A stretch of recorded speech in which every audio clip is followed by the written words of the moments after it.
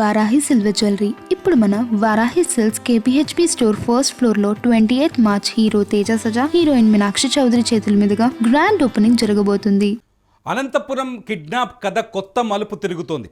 అత్తింటి పైన కోపాన్ని అభంశుభం తెలియని 5 ఏళ్ల బాలుడు పైన బావమర్ది పైన చూపించిన నిందితుడు సర్వేష్ చివరికి తను చేసిన నేరం నుంచి తప్పించుకునేందుకు ఏకంగా పోలీసులపైనే దాడులకు దిగబడ్డాడు. పోలీసులు తుపాకీకి పనిచెప్పడం, అతని కాళ్లపైన కాల్పులు జరపడంతో ఇప్పుడు ఆసుపత్రిలో ఉన్నాడు సర్వేష్ కుమార్. తాడిపత్రి ఆసుపత్రిలో సర్వేష్ కుమార్కి అట్లాగే తను దాడి చేసిన పోలీసులకి చికిత్స జరుగుతోంది. ఎందుకు సర్వేష్ కుమార్ ఇంత పెద్ద సాహసం చేశాడు? ఎందుకు సర్వేష్ కుమార్ ఇంత దుర్మార్గానికి ఒడిగట్టాడు? ఎందుకు సర్వేష్ కుమార్ ఇంత పెద్ద నేరానికి పూనుకున్నాడు అని ఒక్కసారి తరచి చూస్తే కొత్త కొత్త కోణాలు, కొత్త కొత్త కథలు మనకు వినిపిస్తున్నాయి. కథలో మొదటి అంశం ఏంటంటే అత్తింటి పైన ద్వేషం.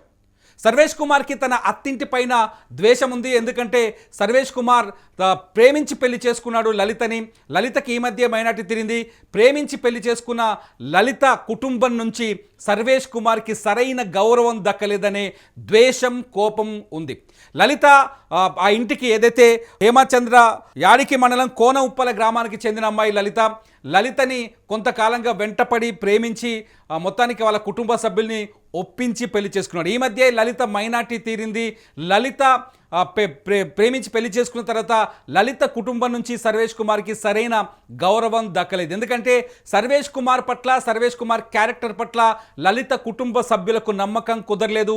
ఇతను గాలిగా తిరగడం, పనికిరాని పనులన్నీ చేయడంతో లలిత కుటుంబ సభ్యులు సర్వేష్ కుమార్ని కొంతకాలంగా ఫ్యామిలీకి దూరంగా ఉంచుతున్నట్టుగా తెలుస్తోంది, సమాచారం అందుతోంది. సో సర్వేష్ కుమార్ తన పగ పెంచుకున్నాడు.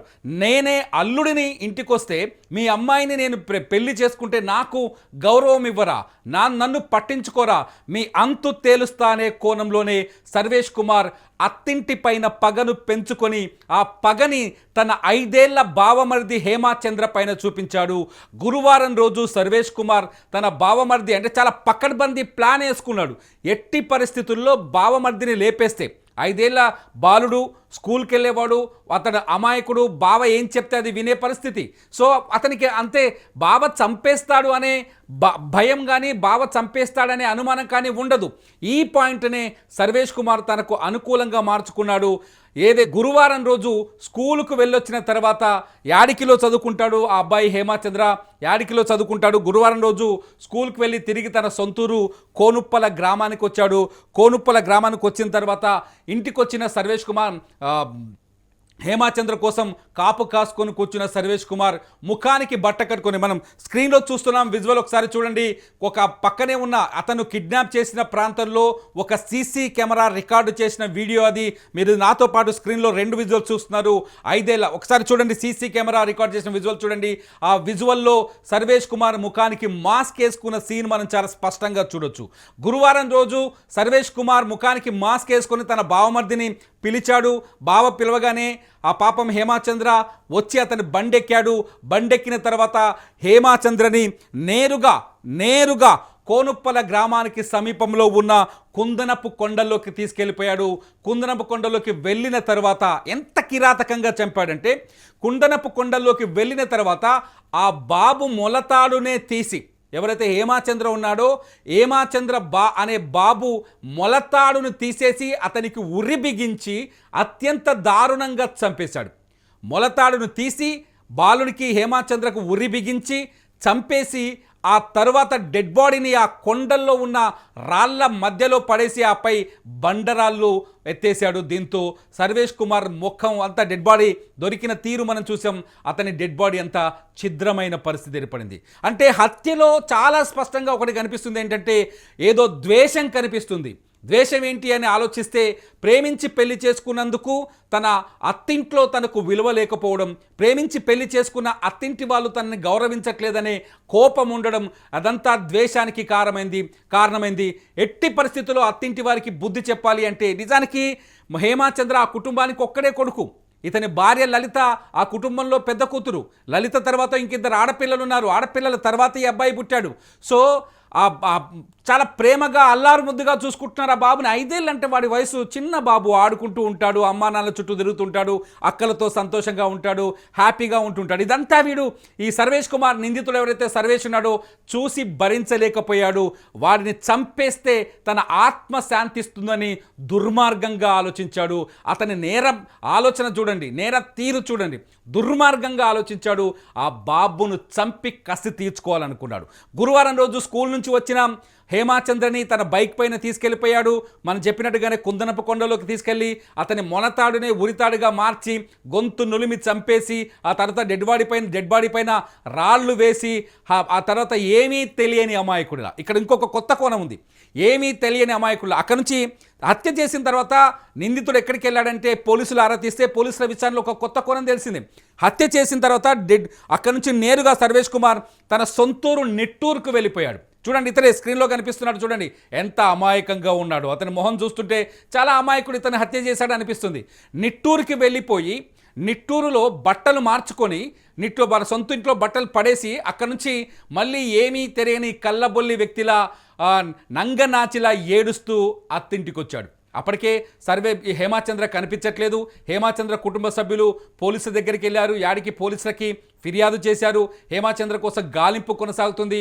ఆ సమయంలో సర్వేష్ కుమార్ వచ్చి మళ్ళీ కుటుంబ సభ్యులతో కలిసి ఏమీ తెలియని నంగనాచిలా గాలింపుల్లో కూడా పాల్గొన్నాడు. మొత్తంగా పోలీసులు హేమాచంద్రని వెతికే క్రమంలో ఒక పెట్రోల్ బంక్ దగ్గర ఒక సీసీ కెమెరా ఫుటేజ్ దొరికింది. ఆ ఫుటేజ్లో ఒక వ్యక్తి మాస్క్ పెట్టుకున్నాడని, అంతేకాదు ఇతని స్థానికంగా కొందరు గుర్తుపెట్టారు. కొందరు ప్రత్యక్ష సాక్షులు కూడా పోలీసులు విచారించారు. ఆ విచారణలో ఇతను ముఖానికి మాస్క్ వేసుకుంటున్న సందర్భాన్ని, సీన్ని వాళ్ళు గుర్తించారు.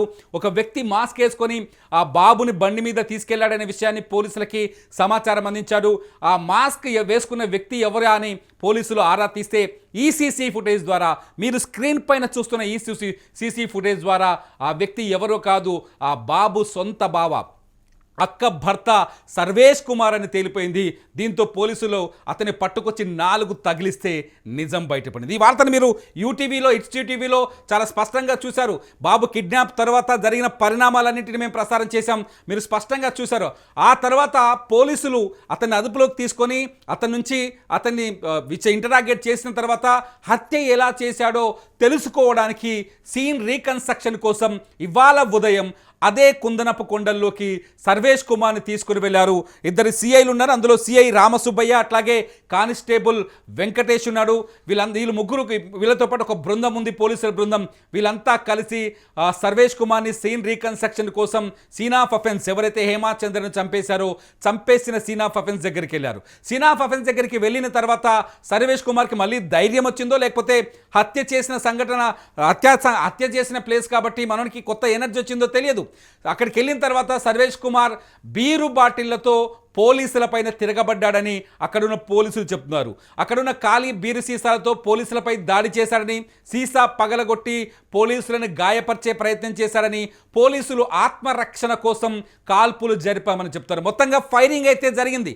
సర్వేష్ కుమార్ బాడీ పైన బుల్లెట్లు దిగాయి, అతని కాళ్ళకి బుల్లెట్లు తగిలాయి. చాలా స్పష్టంగా మేము బ్లాక్ అండ్ వైట్ విజువల్లో చూపిస్తున్నాం. ఇది డిస్టర్బింగ్ విజువల్. ఈ విజువల్ చూపించడానికి కొన్నిసార్లు అనుమతులు ఉండవు. ఆ బ్లడ్ కనిపిస్తోంది, అతని కాళ్ళపైన బుల్లెట్ దిగినట్టుగా కనిపిస్తోంది. పోలీసులు చెప్తున్నారు 6 నుంచి 8 రౌండ్ల కాల్పులు జరిపామా సమయంలో అతని బాడీలోకి ఎన్ని బుల్లెట్లు దూసుకెళ్లాయో ఇప్పుడు చెప్పలేం, విచారణలో చెప్తామని చెప్తున్నారు. ఒకసారి సీన్ ఆఫ్ అఫెన్స్లో ఏం జరిగింది, సర్వేష్ కుమార్ ఎలా తిరగబడ్డాడు, పోలీసులు ఎందుకు కాల్పులు జరిపారనే విషయాన్ని ఒకసారి సిఐ రామసుబ్బయ్య మాట్లాడుతూ చెప్పారు. ఒకసారి సిఐ రామసుబ్బయ్య మాటల్లో మనం విందాం. ఒకసారి సిఐ రామసుబ్బయ్య బయట చూడండి. ఈరోజు యాడికి రీసెంట్గా జరిగిన మర్డర్ కేసులో సీను రీకన్స్ట్రక్షన్ నిమిత్తము దాదాపుగా 5 గంటల సమయంలో యాడికి సిఐ గారు, నేను, సిబ్బంది అందరం కూడా సీన్ రీకన్స్ట్రక్షన్ చేయ నిమిత్తము ముద్దాయి అబ్బాయిని చంపిన ప్రదేశానికి వెళ్ళడం జరిగింది. అయితే అక్కడ ఆ ప్రదేశానికి చేరుకున్న సమయంలో ముద్దాయి అక్కడే ఉన్న బీరు బాటలు తీసుకొని మా కానిస్టేబుల్ వెంకటేష్పై దాడి చేయడం జరిగింది. దాడి చేసిన వెంటనే నేను దారిలోకి ఫైర్ ఓపెన్ చేయడం జరిగింది. అతనికి తిరిగి వెంటనే నువ్వు ఇలా చేయడం తప్పు అని గట్టిగా చెప్పినప్పటికీ తిరిగి నా పైన అటాక్ చేయడం జరిగింది. మేము అతని యొక్క లెగ్స్కి ఫైట్ చేయడం జరిగింది. మరలా అతను దాడి చేయడం వలన తిరిగి మేము ఫైట్ చేయడం జరిగింది. ఇది మొత్తానికి సిఐ చెప్తున్న మాటలు వింటుంటే చాలా స్పష్టంగా అర్థమవుతుంది. సర్వేష్ కుమార్ వాళ్ళ పైన దాడి చేశాడు, బీర్ బాటిల్తో అటాక్ చేశాడు. అటాక్ చేసిన తర్వాత పోలీసులు ప్రాణరక్షణ కోసం, ఆత్మరక్షణ కోసం ఫస్ట్ గాలిలోకి కాల్పులు జరిపారు. గాలిలోకి కాల్పులు జరిపిన తర్వాత సర్వేష్ కుమార్ అప్పటికి తగ్గలేదు, అతన్ని హెచ్చరించారు. దీంతో అతన్ని కంట్రోల్ చేయడం కోసం కాళ్లపైన కాల్పులు జరిపామని చెప్తున్నారు. ప్రస్తుతానికి సిఐతో పాటు కానిస్టేబుల్తో పాటు సర్వేష్ కుమార్, నిందితుడు సర్వేష్ కుమార్ కూడా తాడిపత్రి ఆసుపత్రిలో చికిత్స పొందుతున్నారు. ఈ అంశం పైన పోలీసులు, జిల్లా స్థాయి పోలీసులు విచారణ జరుపుతున్నారు. అసలు ఎందుకు సర్వేష్ కుమార్ తన ఇంత దుర్మార్గానికి ఒడిగట్టారనే విషయాన్ని మీడియా వెళ్ళింది. సర్వేష్ కుమార్ భార్యతో మాట్లాడించే ప్రయత్నం చేసింది. సర్వేష్ కుమార్ భార్యతో మాట్లాడితే సర్వేష్ కుమార్ భార్య సంచలనమైన కామెంట్స్ చేసింది. నా భర్తని ఎట్టి పరిస్థితుల్లో చంపేయండి అని చెప్తోంది. నా భర్తని చంపేసేయండి, నా తమ్ముడిని చంపినవాడు బతకడానికి వీల్లేదంటూ అతని భార్య లలిత కీలకమైన, చాలా సంచలనమైన వ్యాఖ్యలు చేసింది. ఎందుకంటే లలితకి, ఆ కుటుంబానికి మొత్తానికి ద్రోహం చేసే ఆలోచనలో సర్వేష్ కుమార్ ఉన్నాడనే విషయం ఆమెకు ముందుగానే తెలిసిందేమో. ఆమె మాటలు చూస్తుంటే ఆమె కుటుంబాన్ని నాశనం చేసేందుకు సర్వేష్ కుమార్ ప్రతిజ్ఞ తీసుకున్నాడేమో. ఎందుకంటే గతంలో కూడా సర్వేష్ కుమార్ అన్నాడట, నీ ఫ్యామిలీ మొత్తాన్ని లేపేస్తాను, చంపేస్తానని. ఈ నేపథ్యంలో లలిత చేసిన వ్యాఖ్యలు ఒకసారి వినండి. లలిత తన భర్తను చంపేయమని చెప్తోంది అంటే ఆ కుటుంబం ఇతని వల్ల ఎంత హింస పడిందో మనం ఇక్కడ అర్థం చేసుకోవచ్చు. ఒకసారి లలిత మాటలు వినండి. నేను అడిగినా సార్, నిన్న ఊర్లోగా అడిగినా సార్, చెప్పు నీదేమో చెప్పినావంటే అసలు నీకు చెప్పలే సార్. నాకు నీ మీద ఒట్టి, నీ కడుపులో ఉన్న పిల్లోని మీద ఒట్టి అన్నాడు సార్. అని అడగ పోయినాడు సార్. ఇంకా వాడిని ఎట్ట చంపినాడో వీడిని ఇక్కడే చంపలేదు సార్. వాడిని నాకు మొగుడు వద్దు, ఏమి వద్దు సార్, మాకైతే నాకు మొగుడే వద్దు సార్. ఎట్ట చంపి మేము చచ్చారు మేము పోం. అతను పిల్లని అట్టు, నా తమ్ముడిని ఎట్ట చంపినా వాడిని అట్టే చంపాలి సార్. తీసుకుపోయినాడమ్మా, ఏమి తీసిపోయినాడో తెలియదు సార్. పద్దన వచ్చింటే నాకు, నేను ఇంటి దగ్గర ఇంటిని సార్. మా ఇక్కడ వచ్చిన వాళ్ళు మీ మొత్తం ఫ్యామిలీ మొత్తం చంపాలని అందుకెళ్ళాడంట సార్. అదొక్కటి తెలిసింది నాకు. మీ ఆస్తి గుంటకల్లో ఉంది, జకల్చేర్ల మిద్ద అని చెప్పినారు సార్. అది నీకేమవుతాడమ్మా? మొగుడు సార్. బాబుకి ఏమవుతాడమ్మా? బాబు అవుతాడు సార్. ఎందుకు చంపాల్సిన పరిస్థితి వచ్చింది? ఏమో సార్, ఇంకా నాకు తెలియదు. ఇంక ఇంతవరకు నాకు చెప్పలేదు. సర్వేష్ కుమార్ భార్య లలిత మాటలు విన్న తర్వాత ఒక రెండు విషయాలు మనకు అర్థమవుతున్నాయి. ఒకటి, అత్తింటి పైన ద్వేషం ఉందనేది అర్థమవుతుంది. ఆమె మాటల్లో గుంతకల్లు దగ్గర ఆస్తి విషయం ఏదో ఆమె చెప్తూ వస్తుంది. అయితే పోలీసుల విచారణలో కూడా సర్వేష్ కుమార్ ఈ విషయాన్ని చెప్పినట్టుగా తెలుస్తుంది. గుంతకల్లులో ఉన్న ఆస్తిని దక్కించుకోవడం కోసం ఒక్కగానొక్క బామ్మర్దిని లేపేస్తే సరిపోతుంది, ఆస్తి తనకు దక్కుతుందనే దుర్మార్గపు ఆలోచన కూడా హేమాచంద్ర హత్య వెనుక ఉందని తెలుస్తుంది. మొత్తంగా పోలీస్ ఫైరింగ్తో పాటు సర్వేష్ కుమార్ హత్యకు గల కారణాలన్నింటిపైన అనంతపురం పోలీసులు విచారణ మొదలుపెట్టారు. ఫైరింగ్ తర్వాత అనంతపురం జిల్లా ఎస్పీ జగదీష్ కూడా మాట్లాడారు. విచారణ కొనసాగుతుందని చెప్పారు. సర్వేష్ కుమార్ పై ఫైరింగ్ గల కారణాలను ఎక్స్ప్లెయిన్ చేశారు. ఒకసారి ఎస్పీ జగదీష్ మాటలు కూడా ఒకసారి విందాం. జగదీష్ ఏం చెప్పారో ఒకసారి చూడండి. సో మీకు అందరికీ తెలిసినట్టు యాడికి మండలం కోన ఉప్పలపాడు విలేజ్లో 2 days ముందు ఈ సర్వేష్ అనే అతను ఒక అబ్బాయిని కిడ్నాప్ చేసి, బేసికలీ ఒక అన్నోన్ పర్సన్ కిడ్నాప్ చేసుకొని వెళ్ళారు అని చెప్పి మాకు ఇన్ఫర్మేషన్ రావడం జరిగింది around 5 o'clock in the evening. So అప్పుడు మన వాళ్ళు సీన్కి వెళ్ళి అక్కడ ఉన్నటువంటి టెక్నికల్ ఎవిడెన్సెస్ అన్ని కూడా గ్యాదర్ చేసిన తర్వాత ఒక వ్యక్తి మాస్క్ వేసుకొని వచ్చి అబ్బాయిని తీసుకెళ్ళినట్టు మాకు తెలిసింది. ఫర్దర్గా మనము ఇన్వెస్టిగేట్ చేసినప్పుడు ఆ అబ్బాయి వేరే ఇంకెవరు కాదు, ఈ విక్టిమ్ డిసీజ్డ్ అబ్బాయి ఎవరు ఉన్నారు హేమచంద్ర వాళ్ళ సొంత బావ, వాళ్ళ సొంత అక్క భర్త అని మాకు తెలిసింది. సో తర్వాత అతన్ని మనము అరెస్ట్ చేసి అతని ద్వారా మనము ఏమేమి జరిగిందని